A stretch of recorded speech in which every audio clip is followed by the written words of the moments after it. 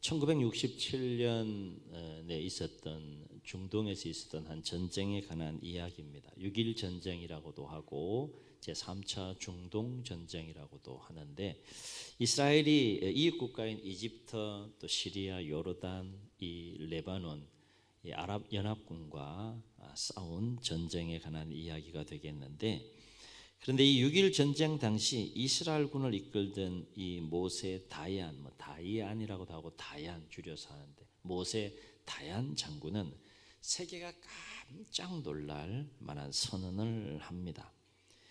다얀은 100배의 인구를 가진, 이스라엘과 비교해 볼 때 그 인구가 100배, 자료에 따라 조금씩 다릅니다. 40대 1이다, 60대 1이다, 100대 1이다, 이런 또 차이는 조금씩 있는데, 하여튼 어마어마한 차이.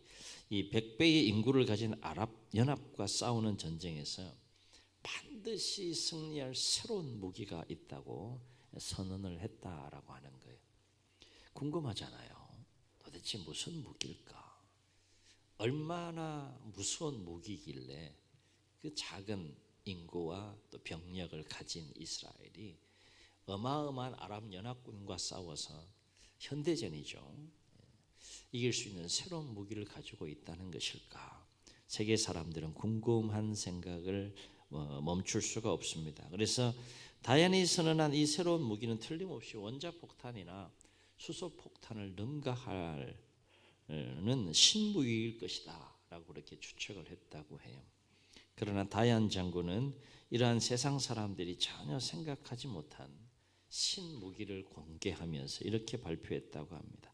우리를 승리하게 할 신병기는 바로 시편 121편입니다. 이렇게 발표했다라고 해요. 얼마나 이 싱거운 발표예요, 그죠? 전쟁을 놓고 보면 참 싱거운 발표라고 할 수 있는, 세계를 막 깜짝 놀랄 선언을 해놓고 발표한다는 것이 신무기가 시편 121편이다. 그래서 자료를 좀 더 찾아보니까요, 다얀 장군은 백성들에게는 이 시편 121편을 읽으면서 기도하기를 선포했다고 합니다. 시편 121편을 읽으면서 이 전쟁 동안 백성 여러분은 기도하세요. 총지휘관이 지금 그렇게 선포하는 거죠. 그리고 군인들에게는 아모스 9장 13절로 15절의 쪽지의 말씀을 주머니에 다 넣게 했다고 해요. 다 넣고 7일의 안식일을 주소서라고 기도하며 전쟁에 임하라고 그렇게 명령을 했다고 합니다. 여러분, 그 시편 121편은 아시는 바와 같이 이렇게 시작돼요. 내가 산을 향하여 눈을 들리라. 나의 도움이 어디서 올까? 나의 도움은 천지를 지으신 여호와께서로다. 그래서 이스라엘을 지키시는 하나님에 대해서 쭉 노래하는 것이 시편 121편입니다. 아모스 9장 13절로 15절 말씀 중에 14절 말씀을 보면 이런 말씀이에요. 백성들 주머니에 다 넣고 7일의 안식일을 주소서 기도하며 전쟁에 임하게 했던 그 말씀 중에 한 말씀, 이런 말씀이에요. 내가 내 백성 이스라엘이 사로잡힌 것을 돌이키리니 그들이 황폐한 성을 건축하며 거주하며 포도원을 가꾸고 그 포도주를 마시며 가원들을 만들고 그 열매를 먹으리라. 이런 말씀입니다. 뭔 얘기입니까? 지금 누구를 의지하는 거예요? 하나님을 의지하는 거죠. 물론 현대전이기 때문에 전쟁을 치르기 위해서 할 수 있는 모든 것들은 준비를 하고 또 사람이 할 수 있는 최선을 다하지만, 전체 통으로 그 전쟁을 누구에게 맡기는 겁니까? 하나님께 맡기며 전쟁에 임하는 모습을 보게 돼요. 결국 6.1 전쟁은 또 여러 가지 전쟁의 승리의 요인과 원인들이 있지만, 무엇보다도 이스라엘군 전체가 전적으로 하나님을 의지함으로 말미암아 6일간의 짧은 기간 동안 기도가 다 이루어진 거죠, 그죠? 군인들에게는 7일 안식일을 달라고 그렇게 기도하며 전쟁에 임해 6일간에 다 끝냈으니까 그대로 다 이루어진 이 전쟁사의 길이 남을 또 6.1 전쟁에 관한 이야기가 되겠습니다. 결국 이 6일간의 전쟁은 사람이 할 수 있는 일도 최선을 다했지만 하나님을 의지함으로 전쟁에 임하는 가운데에 하나님의 도우심 속에 승리케 하는 그 은혜를 경험했던 전쟁이 바로 이 6.1 전쟁, 제3차 중동 전쟁에 관한 이야기다라고 하는 것입니다. 아시다시피 여호수아서는 하나님께서 아브라함 때에 땅과 후손을 주시겠다고 약속을 하시고 이 여호수아 시대 때에 이루어져요. 그래서 여호수아 군대가 이제 하나님께서 아브라함 때 약속하신 그 약속의 땅 가나안 땅을 정복하고 분배하고 정착하는 이야기가 여호수아서에 관한 말씀입니다. 통성경학교를 통해서 지난 시간에 우리 함께 나눴던 분량의 내용 중에 한 부분인데 여호수아는 총 24장으로 되어 있어요. 24장을 둘로 이렇게 나누면 1장부터 12장까지의 내용은 여호수아가 5년간에 걸쳐서 이제 전쟁을 치르고 정복하는 약속의 땅을 정복하는 이야기가 1장부터 12장까지 쫙 기록이 되어 있어요. 그리고 13장부터 24장까지의 내용은 그렇게 정복한 땅을 각 지파별로 분배하고 정착하는 이야기가 이 여호수아서입니다. 한 주간 시간을 내셔서 여호수아서를 한번 쭉 말씀을 기억하시면서 읽으시면 또 새롭게 은혜가 될 줄로 믿습니다. 이 땅을 정복하고 분배하는 것 관련해서 좀 더 구체적으로 한번 살펴보게 되면 이 요단강을 중심으로 해서 요단 동편 땅이 있고 요단 서편 땅이 있어요. 근데 요단 동편 땅은 모세 시대의 모세의 마지막 사명으로 이제 요단 동편을 길르앗 땅이라고 길르앗 지역이라고 하는데 이 길르앗 지역을 둘로 나누어서 각각 반씩 통치하고 있는 이 헤스본의 아모리 족속인 시혼 왕과 위쪽의 바산 왕을 점령을 해서 이 길르앗 땅 요단 동편 전체를 다 점령합니다. 그리고 모세 시대에 12지파 가운데 2지파 반, 그러니까 르우벤과 갓과 므낫세 반지파가 미리 이 땅을 분배받게 돼요. 그리고 이제 모세 시대가 끝이 나고 여호수아 시대가 들어오면서 여호수아 군대와 백성들이 요단강을 건너면서 광야 시대가 끝이 나고 여호수아 시대, 가나안 시대가 시작이 되는 거예요. 그러면서 전쟁을 치르게 되는데 요단 서편의 전쟁, 중부 여리고와 베델 옆에 아이를 먼저 치고요, 남부 연합군을 치고 북부 연합군을 쳐서 총 요단 서편의 31명의 왕과의 전쟁을 약 5년 동안 치르게 되므로 그 땅을 정복합니다. 그리고 정복한 땅을 분배하는 그리고 정착하는 이야기가 이 여호수아서에 기록되어 있는 땅 정복과 분배와 정착에 관한 이야기가 되겠습니다. 그래서 오늘 읽지는 않았지만 11장 우리가 읽은 본문 그 다음 장이 12장인데 12장에 보게 되면 요단 동편에 모세가 점령한 이 두 왕에 관한 이야기와 요단 서편에 5년간 전쟁을 치른 31명의 그 왕과 성읍에 관한 이름이 쫙 기록되어져 있는 것을 보게 됩니다. 그리고 오늘 우리가 읽은 말씀은 이러한 맥락에서 여호수아가 요단 서편의 31명의 전쟁, 31명의 왕들과 5년 동안 전쟁을 치른 이야기를 요약해서 설명해 주는 말씀이 오늘 우리가 읽은 본문의 말씀이라 할 수 있겠습니다. 그래서 이와 관련해서 18절 보면 이렇게 증언해요. 여호수아가 그 모든 왕들과 싸운 지가 오랫동안이라. 이 오랫동안이란 말은 약 5년간 전쟁을 치렀다는 거예요.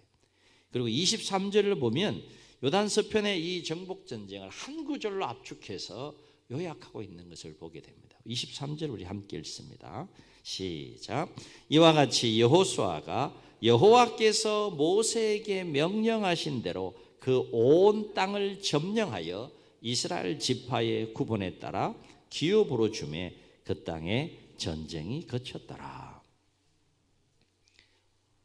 오늘 말씀에서 우리가 주목할 것이 뭡니까? 그렇습니다. 하나님은 아브라함에게 약속하시고 약속하신 것을 그 후대 조상들에게 그 가나안 땅을 주시기 위해서 여호수아 시대에 여호수아와 그 군대를 통하여 5년 동안 요단 서편에 31명의 왕들과 전쟁을 치르게 하십니다. 그런데 놀라운 사실은 이 5년간 31명의 왕과의 전쟁에서 이 여호수아 군대가 전성했다는 거예요. 참 이 동네는 한번 생각해 보세요. 한두 번이 아닙니다.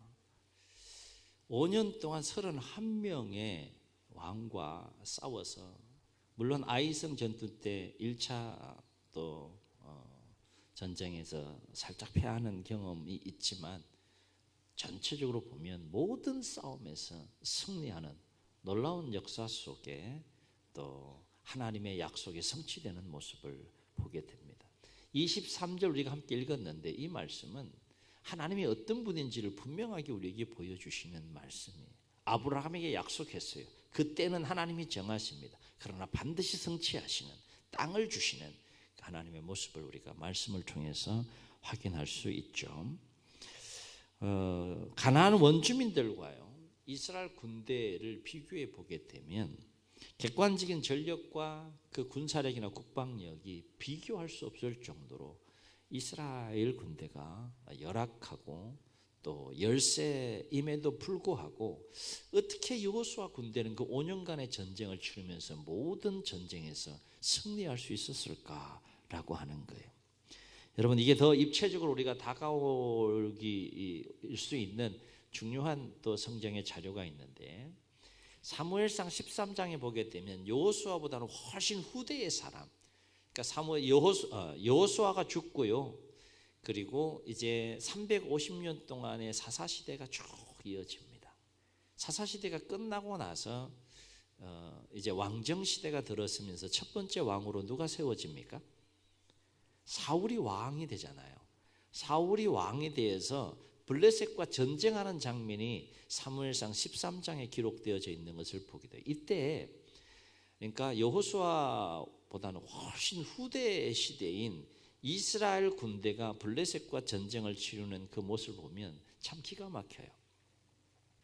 블레셋은 당시로 말하면 철기 문화권 속에서 최첨단 무기들을 소유하고 있는 막강한 군사력을 가지고 있는 나라이고요. 거기에 맞서는 이스라엘 백성들, 성경은 이렇게 기록해요. 사울과 그의 아들 요나단 외에는 칼과 창이 없었다 그랬어요. 나머지는 뭐 들고 싸웠느냐? 성경은 그걸 그대로 정언해요. 뭐 들고 전쟁에 나갔는가? 삽, 괭이, 쇠스랑, 도끼, 뭐 이런 거 가지고, 그것도 날카로운 것도 아니고요. 그걸 갈라 그러면 또 블레셋에 가서 또 철공이 없었기 때문에 갈아야 되는, 농기구조차도 블레셋에 가서 철공에 갈아서 써야 하는 이런 그 무기들을, 농기구들을 가지고 전쟁에 나갔다는 거예요. 언제? 여호수아 시대가 아니고 언제? 사울 시대 때, 훨씬 후대. 그러면 여호수아 시대 때의 이 군대라고 말을 하지만 그 전력과 군사력이라고 하는 것은 너무 열악한 그런 상황이었다는 것을 우리가 알 수 있죠. 그런데 오늘 말씀 보면 그럼에도 불구하고 여호수아는 이 5년간의 정복 전쟁에서 전성했다는 거예요. 그렇다면 여호수아가 이와 같이 요단 서편의 정복 전쟁에서 모두 승리할 수 있었던 비결이 어디 있느냐? 그것은 여호수아 군대가 무기가 아주 또 탁월하거나 군사력이 막강하거나 전략과 전술이 뛰어났다거나 뭐 그런 것들보다도 비록 군사력이나 또 전력이 택없이 열악하고 또 약한 가운데 있었지만은 여호수아는 하나님의 약속의 말씀을 믿고 그 약속의 말씀을 붙잡고 온전히 그 하나님의 약속의 말씀에 순종하며 전쟁에 임했기 때문이다 하는 거예요. 아멘. 아멘. 뭐 전쟁이 임하는데 하나님 말씀에 순종하는 것하고 이게 뭔 상관입니까? 무기 이런 얘기가 나와야 되고 뭐 군사력 이런 얘기가 나와야 되고 뭐 전략 전술 이런 얘기가 나와야 되는데 무슨 하나님의 말씀 뜬구름 잡는 것 같은 그런 이야기를 하십니까? 영적인 안목에서 보면 이것만큼 중요한 게 없다는 거예요. 그래서 23절을 보면 여호수아가 요단 서편을 정복하는 전쟁과 관련하여서 강조하는 것이 있는데 23절을 다시 보세요. 이와 같이 여호수아가 여호와께서 모세에게 말씀하신 대로 그 온 땅을 점령하였으니 라고 했어요. 이 부분을 강조하는 거예요. 요단 서편을 점령하는데 지금 뭘 강조하는 겁니까? 여호와께서 모세에게 말씀하신 대로 여호수아가 나가 싸웠다 이 얘기입니다. 그렇다면 하나님께서 모세에게 말씀하신 대로 가나안 땅을 점령하도록 하기 위해서 여호수아에게 하신 말씀이 뭐냐? 우리는 여호수아 1장으로 돌아갈 필요가 있는데 1장에서 보면 하나님께서 모세에게 말씀하신 그 가나안 땅을 점령하도록 하기 위해서 여호수아에게 하시는 말씀이 1장에 쫙 기록되어져 있는 것을 보게 됩니다. 1장에 보면 하나님은 여호수아에게 이렇게 말씀하세요. 2절부터 우리 3절 우리 화면을 보십니다. 우리 함께 읽습니다. 시작. 내 종 모세가 죽었으니 이제 너는 이 모든 백성과 더불어 일어나 이 요단을 건너서 이제 광야 시대 끝나는 겁니다. 요단강을 건너면서 가나안 시대가 들어간 거예요. 이 요단을 건너 내가 그들 곧 이스라엘 자손에게 주는 그 땅으로 가라. 내가 모세에게 말한 바와 같이 너희 발바닥으로 밟는 곳은 모두 내가 너희에게 어떻게 했노니? 주었느니. 완료형이에요. 뭐 주겠다 미래형도 아니야. 완료형이에요. 주었다. 계속해서 하나님은 여호수아에게 이렇게 말씀하세요. 함께 읽습니다. 내 평생에 너를 능히 대적할 자가 없으리니 내가 모세와 함께 있었던 것 같이 너와 함께 있을 것입니다. 내가 너를 떠나지 아니하며 버리지 아니하리니 강하고 담대하라. 너는 내가 그들의 조상에게 맹세하여 그들에게 주리라고 한 땅을 이 백성에게 차지하게 하리라. 하나님께서 여호수아에게 힘있게 말씀하시고 지금 약속하고 계시는 것이죠. 무슨 말씀입니까? 아브라함과 그 조상들에게 약속한 그 땅 내가 주겠다. 너를 통해 백성들에게 차지하게 해서 정복하게 하고 분배하여 정착하게 하겠다. 그러니 두려워하지 말고 강하고 담대한 마음을 가지고 믿음으로 약속의 땅을 향하여 가라는 겁니다. 가라는 거예요.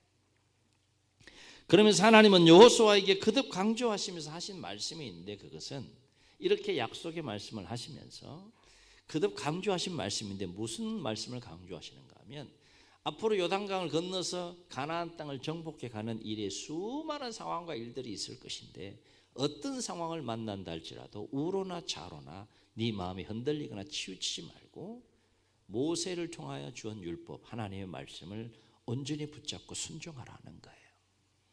그래서 하나님은 여호수아에게 1장 7절로 8절에서 이렇게 말씀합니다. 한번 더 읽습니다. 시작. 오직 강하고 극히 담대하여 나의 종 모세가 내게 명령한 그 율법을 다 지켜 행하고 우로나 좌로나 치우치지 말라. 그리하면 어디로 가든지 형통하리니 이 율법책을 내 입에서 떠나지 말게 하며 주야로 그것을 묵상하여 그 안에 기록된 대로 다 지켜 행하라. 그리하면 내 길이 평탄하게 될 것이며 내가 형통하리라. 지금 뭘 강조하시는 거예요? 말씀에 순종해라. 그러면 내가 나머지는 알아서 하겠다. 쉽게 말해 이 말씀 아니에요. 그러니까 여호수아가 요단서편의 모든 전쟁에서 치열한 5년간의 전쟁을 치르면서 승리할 수 있었던 가장 중요한 비결과 이유가 무엇이라는 거예요? 하나님께서 여호수아에게 하신 그 말씀을 믿음으로 붙잡고 그 말씀에 온전히 순종하며 전쟁에 임했기 때문에 그 땅을 점령할 수 있었다 이 얘기입니다. 여기서 우리가 주목할 것은 뭔가 하면 하나님께서 어떤 말씀을 하시든지 간에 그 말씀에 온전히 귀를 기울이고 듣고 그 말씀에 온전히 순종하는 것이 모든 전쟁에서 승리하는 비결이다라고 하는 거예요. 믿으시면 아멘. 아멘. 이걸 우리에게 적용해 보게 되면은요, 우리가 날마다 이 삶을 전쟁에 비유하잖아요. 치열한 삶의 모든 전쟁을 치르면서 우리가 치열한 이 삶의 전쟁에서 반드시 이기고 승리하는 삶을 살아가려면 우리를 향한 전쟁의 삶의 전쟁에 나서는 우리를 향한 하나님의 말씀에 귀를 기울이고 그 말씀을 믿음으로 붙잡고 그 말씀에 온전히 순종하면 우리는 모든 삶의 전쟁에서 승리한다는 이 영적인 원리를 우리에게 가르쳐주고 있다는 거예요. 에이, 우리 시시하게 뭐 말씀 붙잡는다고 해서 오늘 하루의 삶 가운데 또 내일 하루의 삶 가운데, 나의 삶 가운데 뭔 일이 일어나겠습니까? 이런 마음 가지면 승리할 수 없다는 거예요. 예, 우리가 해야 될 일 최선을 다해서 해야 됩니다. 수고하고 땀 흘리고 애쓰고 노력해야 될 거 당연히 해야 되겠죠. 그러나 영적인 안목에서 보면 그 모든 일에 충실하고 성실하되 우리가 반드시 놓치지 않고 해야 될 일이 있는데 그것이 뭐라는 거예요? 삶의 전쟁에 나간 우리를 향해 하나님께서 말씀하고 계시다는 거예요. 듣고자 하는 자에게는 들립니다. 어떤 식으로든 하나님께서 말씀하시는 게 들리게 되고 그 말씀을 딱 붙잡고 믿음으로 그 말씀에 순종하고 나아가면 어떤 일이 일어난다는 겁니까? 승리케 하신 하나님의 은혜를 경험하게 된다는 거예요. 우리가 오늘 여호수아가 치룬 이 전쟁과 관련해서 반드시 기억해야 할 것은 여호수아가 치열한 전쟁에 앞서기 전에 먼저 무엇이 있었다는 거예요? 그 전쟁에 승리하기 위해서 여호수아가 듣고 붙잡고 순종해야 될 하나님의 말씀이 있었다는 거예요. 그리고 여호수아는 그 말씀을 붙잡고 순종하며 나아가 싸웠다는 겁니다. 이 순서를 우리가 잘 기억해야 한다는 거예요. 이제 예배드리고 일상의 삶을 향하여 또 한 주간 나아가실 텐데 그냥 삶을 사시는 것이 아니라 어떻게 사시라는 거예요? 그 삶 가운데 여러분을 향하여 주신 하나님의 말씀이 있다는 거예요. 그런데 하나님은 인격적인 분이시기 때문에 내가 듣고자 하는 그 마음과 열정이 있으면 어떤 식으로든지 하나님께서 듣게 하시고 깨닫게 하신다는 겁니다. 하루의 삶을 우리에게 허락하시고 여시면서 하나님은 하나님의 자녀와 백성들이 그 삶의 전쟁에서 반드시 이기고 승리하기를 원하시기 때문에 말씀을 주시는 거예요. 이렇게 살면 이 말씀 붙잡고 순종하면 이긴다. 이 원리를 우리가 기억하고 매일매일 일상의 삶의 전쟁을 향하여 나아갈 수 있어야 한다는 것입니다. 예를 들면 대표적인 예가 첫 번째 전쟁에서 이걸 선명하게 하나님께서 말씀하시고 이스라엘 백성들이 앞으로 어떠한 모습으로 전쟁에 임해야 되는지를 분명하게 하나님께서 교훈하시고 가르치는 사건을 보게 되는데 첫 번째 전쟁이 무슨 전쟁입니까? 여리고와의 전쟁이에요. 여리고와의 그 견고한 거대한 성읍과 또 그들이 가지고 있는 또 그 군사력 이런 것들을 비교해 보게 되면 뭐 비교할 수 없는 상황인데 하나님은 명령을 내려요. 이 전쟁에 어떻게 임해야 되는지 명령을 내려요. 그런데 말도 안 되는 명령을 내립니다. 게릴라전을 펴라. 뭐 또 매복 훈련을 매복 작전을 써라. 뭐 이렇게 해라. 뭐 이렇게 하는 것이 아니라 하나님께서 하신 말씀이 뭐예요? 하나님께서 하신 말씀이 뭐예요? 여리고전과의 싸움에서 하나님이 말씀하신 내용이 뭐예요? 하나님께서 말씀하신 대회를 짓는 거죠. 앞에 군대 세우고 법궤 세우고 뒤에 군대 세우고 그렇게 해서 몇 바퀴 돌라는 거예요? 총 몇 바퀴? 자, 6 더하기 7은? 다시 6 더하기 7은? 헷갈립니까? 7 더하기 6은? 13바퀴 돌라는 거예요. 하루에 6일 동안 한 바퀴, 제7일에는 7바퀴, 그리고 나팔 불라, 그리고 소리쳐라. 그럼 어떻게 된다? 성이 무너진다. 하나님 지금 장난하세요? 그렇게 하지 않았어요. 여호수아는 그리고 그 군대는 그대로 순종했어요. 어떻게 됐습니까? 성 무너졌어요. 승리했습니다. 앞으로의 전쟁도 그와 같이 하게 되면 승리한다는 것을 말씀하신 거예요. 전쟁에 앞서기 전에 반드시 하나님께서 말씀을 주셨다는 것이고 그 말씀 붙잡고 믿음으로 온전히 순종하고 나아갈 때 이스라엘 백성들이 누린 은혜는 승리의 기쁨이었다는 거예요. 분명한 사실은 하나님은 우리가 모든 삶의 전쟁에 임할 때 그 전쟁에 임하기 전에 우리를 향해서도 하나님께서는 그 전쟁에 승리할 수 있는 말씀을 주신다는 거예요. 말씀. 그리고 그 말씀에 우리가 귀를 기울여 듣고 그 말씀을 붙잡고 나아가게 되면 붙잡고 믿음으로 온전히 순종하며 나아가게 되면 반드시 하나님이 주시는 승리의 기쁨을 누리게 된다는 겁니다. 왜일까? 중요한 영적인 원리가 있어요. 그렇게 하면 반드시 승리할 수밖에 없는 영적인 원리가 있습니다. 왜 우리가 우리를 향한 하나님 말씀에 온전히 순종하면 모든 삶의 전쟁에서 반드시 이기고 승리할 수밖에 없느냐? 그 영적인 원리가 복잡하지 않아요. 아주 심플하고 간단해요. 그것은 뭔가 하면 말씀에 순종하면 하나님이 도와주시기 때문에 그래요. 아멘. 여러분, 이거를 삶 속에서 매일매일 느껴야 돼요. 성전에 나와서만 하나님의 임재를 경험하는 것이 아니라 치열한 삶의 현장에서 나를 도우시는 그 하나님의 손길을 느낄 수 있어야 한다는 거예요. 그렇다면 하나님은 하나님 말씀에 온전히 순종하는 자를 어떻게 도우실까? 성경을 통해서 보게 되면 크게 세 가지 방법으로 하나님께서 하나님 말씀에 순종하는 자를 돕는 모습을 보겠는데, 일단은 마음을 극히 강하고 담대하게 하십니다.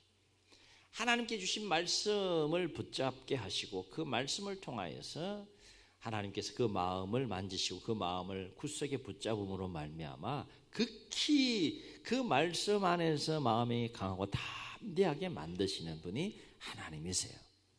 마음이 무너지면 뭐 다 무너지는 거니까 기본 중에 기본이니까 일단 마음을 강하게 하시는, 담대하게 하시는 하나님의 모습을 보게 되죠. 여호수아를 향해서도 1장부터 시작하면서 모세의 대를 이어 리더십이 여호수아에게 넘어가면서 계속 강조하신 것이 뭐예요?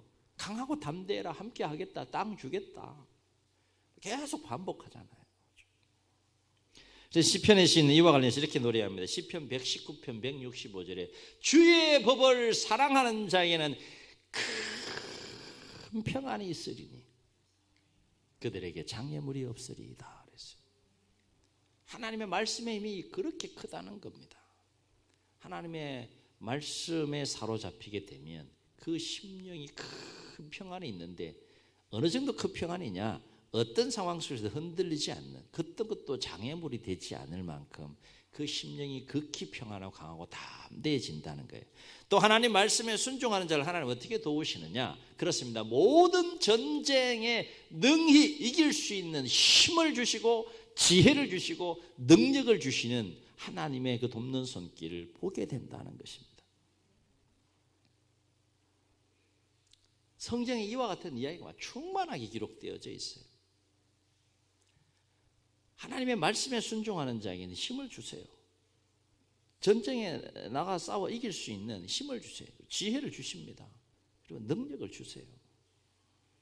더 놀라운 사실 하나는 하나님의 말씀에 온전히 순종하는 자를 하나님 어떻게 돕는가 하면, 친히 말씀에 순종하는 자의 편에 서셔서 친히 하나님께서 싸워주시는, 그 놀라운 은혜를 경험하게 하신다라고 하는 것입니다. 하나님이 친히 싸워주시는 거예요. 여러분 보세요. 하나님이 이렇게 도와주시고 친히 싸워주시는데 누가 이길 수 있겠어요? 전쟁 끝나는 겁니다. 우리에게는 이 믿음이 있어야 된다는 거죠. 이 자세가 있어야 된다는 거죠. 하나님, 여러분 어떤 전쟁에 임하시든지 승리하기 원하십니다. 패배하기를 원하시는 분이 아니에요. 승리하기를 원하세요. 그리고 그 승리의 기쁨을 하나님과 함께 누리기를 원하십니다. 패배자로 하루하루 삶을 살지 마시라는 거예요. 어두움만 가지고 살지 마시라는 거예요. 하나님을 과소평가하지 마시라는 거예요. 하나님 말씀 내팽개치고 살지 말라는 거예요. 승리하기 위한 말씀을 주시는데 귀를 기울여 들어야죠. 사랑하는 성도 여러분, 오늘 우리가 반드시 마음에 새기고 기억해야 될 진리가 뭡니까? 우리를 향한 하나님의 말씀에 온전히 순종하며 나아가는 것이 모든 전쟁에서 이기고 승리하는 비결이다 하는 거예요. 순종이 승리의 비결이고 능력인 줄로 믿습니다. 성경을 읽어 나가 보세요. 모든 전쟁과 관련된 이야기를 보세요. 계속 반복해서 이 말씀을 하고 이 말씀을 강조해요. 그렇다면 이제 우리는 우리 자신의 모습을 한번 되돌아봐야 되지 않겠습니까? 나는 얼마나 날마다 치열한 삶의 현장에 나아가면서 나를 향한 하나님의 말씀에 귀를 기울여 듣고 그 말씀에 온전히 순종하는 삶을 살고 있느냐? 하나님께서 승리하도록 하시기 위해서 말씀을 주시고 도와주시겠다는데, 하나님 필요 없어요. 내 생각대로 내 경험에 앞서서 내 힘과 내 수고와 내 땀으로만 날마다 삶의 전장에 임하고 있는 그런 모습은 없는지 돌아보자 하는 거예요. 예배는 잘 드리고 예배 시간에 은혜 받으면서도 예배 딱 끝나고 일상의 삶에 들어가면 하나님과는 거리가 먼, 하나님 말씀과 거리가 먼, 오직 내 힘과 내 수고와 내 땀과 내 노력으로만 삶을 살고자 하는 그런 우리의 연약한 모습들이 없는지 한번 돌아보자 하는 거죠. 그렇습니다. 전쟁에 임하는 것보다 더 중요한 것은 그 전쟁의 승리를 주시기 위해서 하나님께 주시는 말씀에 귀를 기울이시는 것이고요. 그리고 그 말씀을 믿음으로 붙잡고 그 말씀에 온전히 순종하는 것이 전쟁에 임하기 전에 먼저 우리가 갖춰야 될 중요한 삶의 자세이다 하는 거예요. 오늘 하루도 너 절망해라, 근심해라, 두려워해라, 불안해하고 초조해하고 우울해하고 어두운 마음에 사로잡혀서 오늘 하루 살라. 하나님 그렇게 말씀하십니까? 하나님 그렇게 말씀하잖아요. 힘내라, 너 할 수 있다, 내가 함께한다, 돕는다, 일어나라. 하나님 이렇게 말씀하시지 어두운 우리의 마음을 무너뜨리고 삶을 무너뜨리는 말씀 안 하십니다. 때로는 뭐 내려놔라, 그런 마음 내려놔라, 이것도 내려놓고 여러 가지 다양한 방법으로 내가 그 삶의 전쟁에 승리하기 위한 말씀을 주고 계신데 우리는 그 말씀에 귀를 기울여 들을 수 있어야 되고 듣고 붙잡고 순종할 수 있어야 한다. 반드시 승리한다는 겁니다. 바로 앞기는 날마다 치열한 삶의 전쟁에 나가는 여러분을 향한 하나님의 말씀에 세밀하게 귀를 기울이시고 듣고자 하는 자에게 들리는 하나님의 말씀 붙잡고 그 말씀에 믿음으로 온전히 순종하며 나아갈 때 여러분의 삶의 현장에도 오늘 여호수아서에 기록된 이 전쟁의 승리의 이야기가 넘쳐나서 하나님이 주시는 승리의 큰 기쁨이 넘치는 삶이 될 수 있기를 주의 이름으로 축원합니다. 축원합니다. 우리 말씀을 기억하시면서 함께 찬양하시고 한번 기도하십니다. 고백하시면서 주님 말씀하시면 내가 나가리다. 주님 뜻이 아니면 내가 멈춰서리다. 나의 가고 서는 것 주님 뜻에 있으니 오 주님 나를 이끄소서. 주님 말씀하시면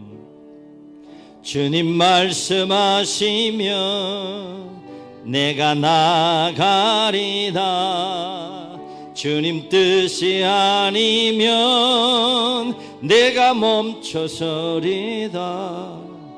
나의 가고 서는 것 주님 뜻에 있으니 오 주님 나를 이끄소서. 아멘. 뜻하신 그곳에 나 있기 원합니다. 이끄시는 대로 순종하며 살리니 연약한 내 영혼 통하여 일하소서. 주님 나라와 그 뜻을 위하여 뜻하신 그곳에 나 있기 원합니다. 이끄시는 대로 순종하며 살리니 연약한 내 영혼 통하여 일하소서.